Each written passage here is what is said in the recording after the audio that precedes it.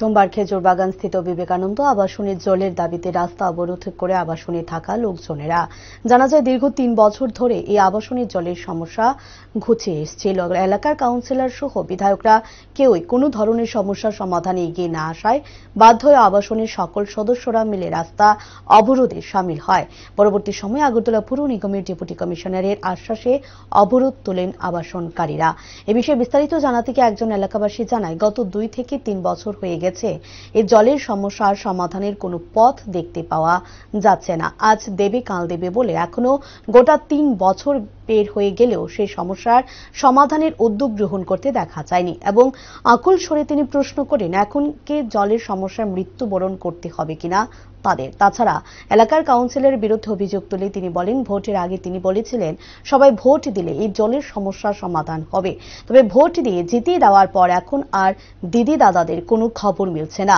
অবশেষে 10 দিনে এই জলের সমস্যা সমাধান করে দেওয়ার আশ্বাস পেয়ে পথ অবরোধ মুক্ত করে তারা। তবে আগামী দিনে এই সমস্যা সমাধান না হলে আরো বৃহত্তর আন্দোলনে সামিল হবে বলেও জানায় তিনি।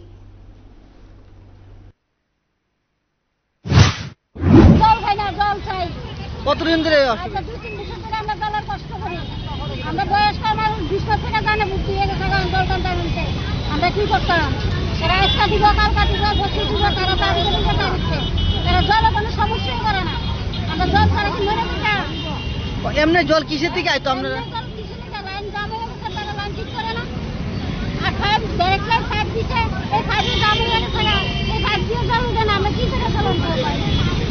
এমনি সাপ্লাই থেকে জল আসতো আপনাদের? না, মোটরের জল জামে গেছে না, ভাই জল উঠে না। আমরা কলের থেকে 2-3 কলসি জল খাই, কত জল জানুন যা, এই বয়স্ক মানুষ, পুরাবান মানুষ, কলসি না আমরা। আজকে 2-3 বছর ধরে তারা আমরা তারিখে দিচ্ছে, তারিখে দিচ্ছে, তারা কোনো জলের কোনো সমস্যাই করে না। তো এলাকার কাউন্সিলর কি করছে? কাউন্সিলর এমন করছে, আমরা বুড়ের ঘরে ঠিক করে দেবো, দিদিরা ভোট দিয়ে আমরা ভোট দিলাম, বুড়ের ঘরে দিদিরার কোনো দাতার কোনো খবরই নাই। আচ্ছা, এখন কি কইছে সেটা অথরিটি? তারা তারিখ দিচ্ছে, কদিনে ঠিক করে দিব, না দিলে আবার রাস্তা গড়াই দেবো, আবার না দিলে কি করবো? আমি তো বাঁচতে তো। আপনারা জায়গার নাম কি?